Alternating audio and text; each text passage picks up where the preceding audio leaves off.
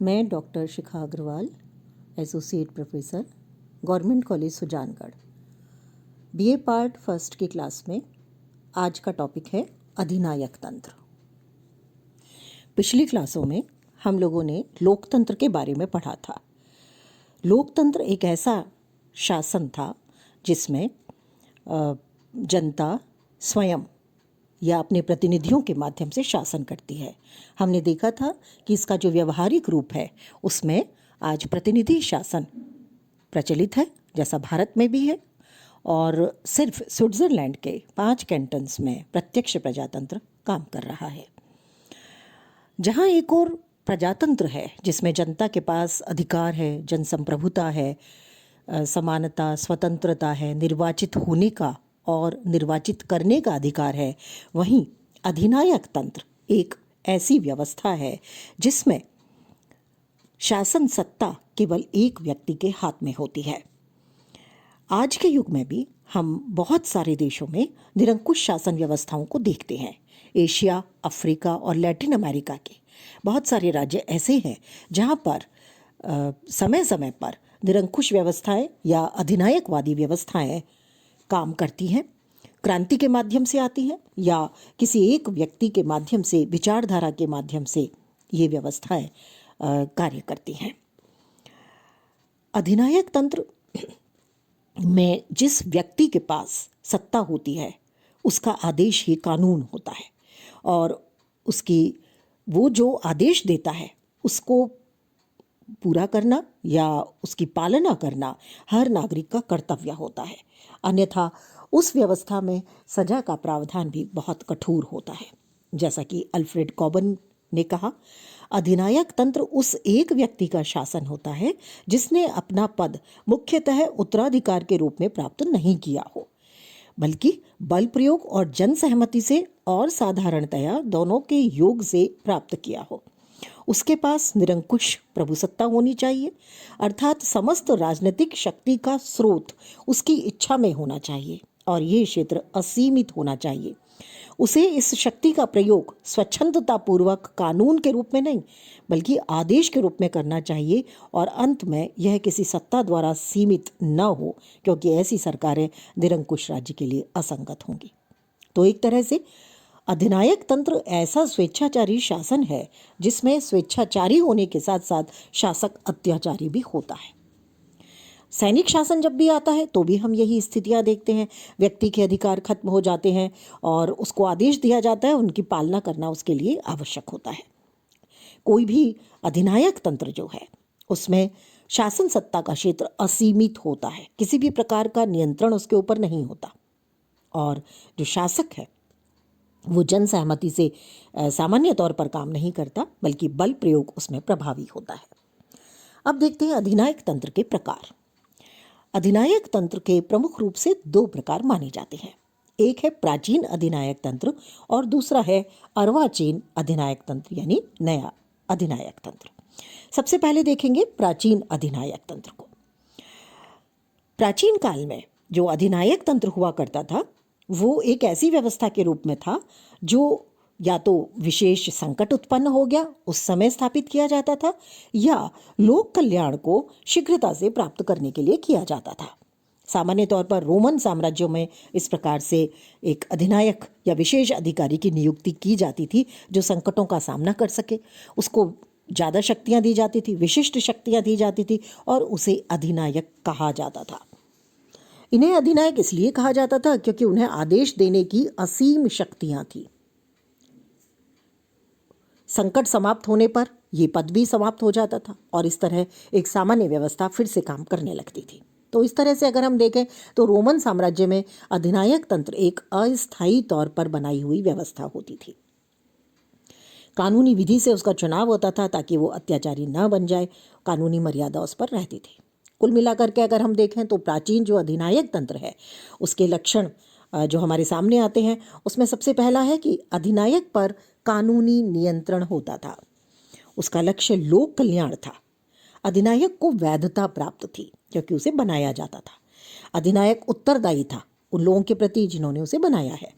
समस्त शक्तियां अधिनायक में निहित रहती थी। अगर हम इसके उदाहरण देखना चाहें तो एमिलिया का शासक फेरिनी 1859 में ऐसा ही शासक था, और सिसिली का शासक गैरिबाल्डी 1860 में इसी प्रकार का अधिनायक था। अब आते हैं अर्वाचीन अधिनायक तंत्र पर। वर्तमान में या हम देखें कि इस प्रकार का जो अधिनायक तंत्र है, जिसे हम अर्वाचीन कह रहे हैं या नया कह रहे हैं, इसमें जो अधिनायक है उसको चुना नहीं जाता, बल्कि आकस्मिक राज्य क्रांति से वो उत्पन्न होता है और शक्ति प्राप्त कर लेता है। ऐसा शासन का जो सत्ताधारी व्यक्ति है वो अपनी इच्छा से चलता है। उनकी राजनीतिक स्थिति का आधार शक्ति और बल प्रयोग है, वो किसी के प्रति उत्तरदायी नहीं है। जैसे कि हमने प्राचीन में देखा कि वो जिन्होंने उसे बनाया है उसके प्रति उत्तरदायी है, लेकिन यहाँ कोई भी उत्तरदायित्व लेने को जो नया अधिनायक तंत्र है उसमें किसी के प्रति वो उत्तरदायी नहीं होता, क्योंकि वो राज्य क्रांति के माध्यम से अचानक से बनता है। सारी शक्तियाँ राज्य की उस एक व्यक्ति में निहित होती है और वो खुद को ही राज्य का एक मूर्त रूप समझता है।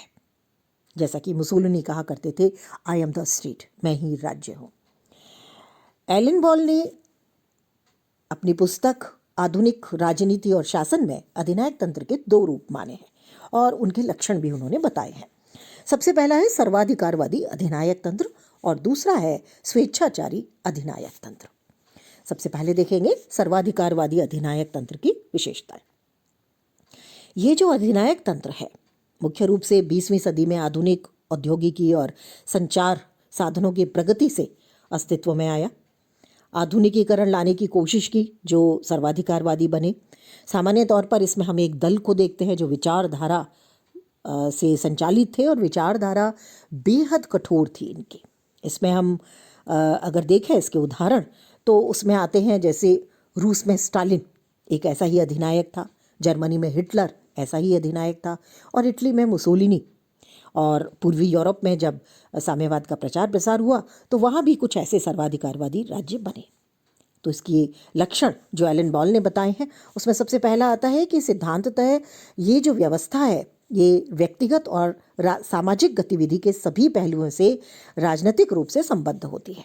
इसमें एक दल राजनीतिक और विधिक रूप से प्रभावी होता है और कोई दल या तो बना नहीं पाता, अगर कोई बनाता है तो उसको ख़त्म कर दिया जाता है, किसी और विचारधारा को आगे बढ़ने का मौका नहीं दिया जाता। सैद्धांतिक तौर से इसमें एक स्पष्ट विचारधारा होती है और ये विचारधारा उस व्यवस्था में संपूर्ण राजनीतिक सक्रियता को चलाती है। न्यायपालिका और जनसंपर्क के जो साधन हैं उन पर बहुत कठोर नियंत्रण होता है। आज भी हम देखते हैं जैसे कि उत्तरी कोरिया में जो स्थितियां हैं वो हमारे सामने हैं। जनता के भाग लेने और जनता की स्वीकृति से शासन का वैधीकरण किया जाता है। तो ऐसा नहीं है कि चुनाव नहीं कराए जाते, दिखाने के लिए चुनाव भी होते हैं और शासन सत्ता का वैधीकरण यानी जनता से स्वीकृति भी प्राप्त की जाती है। लेकिन कोई और विचारधारा क्योंकि नहीं है, कोई और दल नहीं है, तो इसलिए वो शासन निरंतर उसी तरह से चलता रहता है क्योंकि जनता के सामने कोई विकल्प नहीं होता। दूसरा प्रकार है स्वेच्छाचारी अधिनायक तंत्र। तीसरी दुनिया के जो अधिकांश देश हैं, एशिया, अफ्रीका और लैटिन अमेरिका के, उनमें हमें स्वेच्छाचारी अधिनायक तंत्र दिखाई देता है। ये अस्थायी होता है, स्थायी नहीं है, इसमें कोई विचारधारा नहीं है। औद्योगिक और आर्थिक विकास के अभाव में यह अचानक से उत्पन्न होता है, प्रस्फुटित होता है। इसके जो लक्षण एलन बॉल ने बताए हैं उसमें आता है मुक्त राजनीतिक प्रतियोगिता पर प्रतिबंध है। इसमें अन्य जो विरोधी विचारधाराएं हैं या अन्य जो विचारधाराएं हैं उनको खत्म किया जाता है। इसमें किसी एक निश्चित विचारधारा का अभाव होता है, जैसे कि हमने सर्वाधिकारवादी में देखा कि सामान्य तौर पर कम्युनिज्म या फासीवादी या नाजीवादी विचारधारा थी, लेकिन जब स्वेच्छाचारी अधिनायक तंत्र होता है तो उसमें कोई निश्चित विचारधारा नहीं होती। राजनीतिक अनुरूपता और आज्ञाकारिता प्राप्त करने के लिए राजनीतिक सत्ताधारी बल प्रयोग करते हैं। नागरिक स्वतंत्रताएं बहुत कम होती हैं और जनसंपर्क और न्यायपालिका पर सरकार का नियंत्रण होता है। यानी जनसंपर्क के जो साधन हैं, चाहे समाचार पत्र है, रेडियो है, टेलीविज़न है, जैसा कि हम देखते हैं कि चीन, जैसा हम देखते हैं कोरिया से कोई विचारधारा कोई संवाद बाहर नहीं आता। इसी तरह से अन्य बहुत से देश हैं, ऐसे युगांडा में जैसे स्थितियां थी या अन्य ऐसे देश हैं, अक्सर सेना राज परिवर्तन करती है और स्वतंत्रता के युद्ध के फलस्वरूप सत्ता को हथिया लेती है। राजनीति पर किसी एक गुट विशेष का एकाधिकार रहता है। तो प्रमुख इसके उदाहरण अगर हम देखें तो युगांडा है, लीबिया है, नाइजीरिया है, इसी तरह के देश जो हैं इनमें स्वेच्छाचारी शासन व्यवस्थाएं देखने को मिलती हैं। अधिनायक तंत्र के कुल मिलाकर के लक्षण क्या हैं, उनको हम देखते हैं। देखिए, ये लोकतंत्र विरोधी है। इसमें लोकतंत्र को स्वीकार नहीं किया जाता, उसे भ्रष्ट माना जाता है, अव्यवहारिक माना जाता है, बातूनी लोगों की दुकान उसको कहा जाता है। उदारता विरोधी है। इसमें अधिनायक तंत्र में स्वतंत्रता, समानता, बंधुत्व जैसी कोई विचारधारा नहीं है। अभिव्यक्ति की स्वतंत्रता व्यक्ति को नहीं मिलती। अधिनायक का नारा होता है आदेश, अनुशासन और सत्ता, जबकि उदारवाद का होता है स्वतंत्रता, समानता और अधिकार। तो बिल्कुल उल्टा है। इसमें आदेश, अनुशासन और सत्ता को बहुत ज़्यादा महत्व दिया जाता है। हिंसा और शक्ति में ये विश्वास करता है, उसी के माध्यम से अपनी सत्ता को प्राप्त भी करता है और बनाए भी रखता है। तानाशाही का इसमें महत्व होता है। इसमें जैसा मुसोलिनी कहा करते थे, राज्य केवल राजनीतिक संस्था मात्र नहीं है, एक आध्यात्मिक और नैतिक तथ्य है। यह जनता की आत्मा का रक्षक है। प्रत्येक वस्तु, प्रत्येक व्यक्ति राज्य के अंतर्गत और राज्य के लिए है। राज्य के बाहर या उसके विरुद्ध कोई नहीं हो सकता। तो सब कुछ राज्य है, ऐसी तानाशाही मानी जाती है और राज्य का संचालक निरंकुश प्रभु सत्ता प्राप्त होता है। ये व्यक्तिगत स्वतंत्रता का विरोधी है। इसमें किसी भी प्रकार का अधिकार या व्यक्तिगत स्वतंत्रता नहीं दी जाती। जो अधिनायकवादी राज्य है और अधिनायक है, वो पूरी तरह से जीवन के सभी पहलुओं पर नियंत्रण रखता है और राज्य के आदेश और अनुशासन की पालना सबसे महत्वपूर्ण मानता है। उग्र राष्ट्रवाद पर आधारित है। मुसोलिनी और नाजीवाद जो जर्मनी का हिटलर ने दिया था, उनमें राष्ट्र से पृथक व्यक्ति की कोई सत्ता नहीं थी। राष्ट्र स्वयं को सबसे महत्वपूर्ण मानता था और उग्र राष्ट्रवाद यहाँ पर एक तरह से कल्पित तौर पर थोपा जाता है। सर्वाधिकारवाद भी इसकी एक विशेषता या लक्षण है, जिसमें जीवन के प्रत्येक क्षेत्र को नियंत्रित करने का प्रयास किया जाता है। समाज, धर्म, परिवार सभी राज्य के नियंत्रण में होते हैं और जो सत्ता दल है उसकी नीतियों का प्रचार सामाजिक संगठन के माध्यम से किया जाता है। अधिनायक तंत्र में एक ही दल, एक ही गुट होता है, उसी की तानाशाही होती है और उसी के माध्यम से शासन किया जाता है। तो कुल मिलाकर के जो अधिनायक तंत्र है उसमें काफ़ी हद तक निरंकुशता है, सैनिकवाद भी है, एक विचारधारा है, गुट है। और जैसा कि न्यूमैन ने अधिनायकवाद के लक्षण बताए, उन्होंने 5 लक्षण बताए इसके। ये पुलिस राज्य है, इसमें शक्तियों का केंद्रीयकरण होता है, इसमें एक सर्वाधिकारवादी दल होता है, सार्वजनिक जीवन पर इसमें कठोर नियंत्रण होता है और नागरिकों में भय उत्पन्न करके ये शासन करता है। तो वहीं पर पीटर मर्कल ने इसके 4 गुण बताए हैं, 4 लक्षण बताए हैं कि इनकी जो किताब है वो है पॉलिटिकल कंटिन्यूटी एंड चेंज, और इसमें इन्होंने 4 लक्षण जो बताए हैं, इनका कहना है कि सामान्य तौर पर जो इसका शासक होता है वो असाधारण सत्ता युक्त अर्धदैव तुल्य एक नेता होता है। इसमें जो सरकारी प्रशासन और समाज है उसके सभी संगठक के नियंत्रक के रूप में एक विशिष्ट संगठित जनपुंज दल होता है। शिक्षा व्यवस्था और जनसंपर्क के सभी माध्यमों पर एकाधिकार होता है शासन का, और आतंक और भयभीत करने वाली सुपरिष्कृत व्यवस्था होती है। इसका उदय कैसे हुआ? आधुनिक युग में इसके कारण 3 बताए जाते हैं। सामान्य तौर पर जो हम 3 प्रकार के अधिनायक तंत्र इस समय देखते हैं उसमें दलीय तानाशाही है, जैसे सोवियत संघ की है, पूर्वी यूरोप में थी। सैनिक तानाशाही है, जैसे समय समय पर पाकिस्तान में, बांग्लादेश में, म्यांमार में आती रहती है। और फासिस्ट तानाशाही है, जैसे स्पेन, पुर्तगाल में किसी समय में हुआ करती थी। मोटे तौर पर अधिनायकवाद के जन्म के कुछ कारण जो गिने जाते हैं उसमें वारसाई की संधि अन्याय पर आधारित थी, जिससे हिटलर और मुसोलिनी अधिनायक बने। आर्थिक संकट, जिसने बहुत सारे देशों की आर्थिक स्थिति बिगाड़ दी, और समस्याओं के निराकरण के लिए लोकतांत्रिक व्यवस्थाओं में निरंकुश व्यवस्थाएं जन्म लेने लगीं।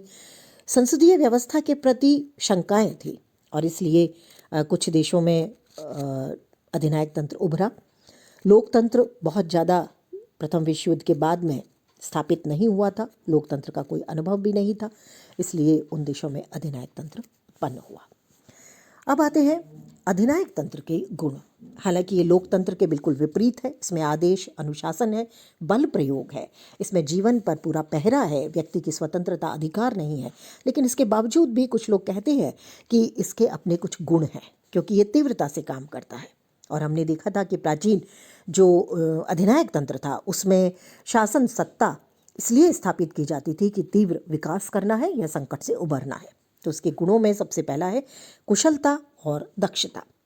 शासन सत्ता कुशलता से काम करती है, शीघ्रता से निर्णय लिए जाते हैं और उनका क्रियान्वयन भी शीघ्रता से होता है, क्योंकि इस व्यवस्था में अनुशासन होता है। दूसरा है तेज गति से विकास होता है। इसमें एक ही नेता है, उसी तरह की योजनाएं हैं, एक ही दल है, आर्थिक साधनों का समुचित विकास और उपयोग इसलिए संभव होता है।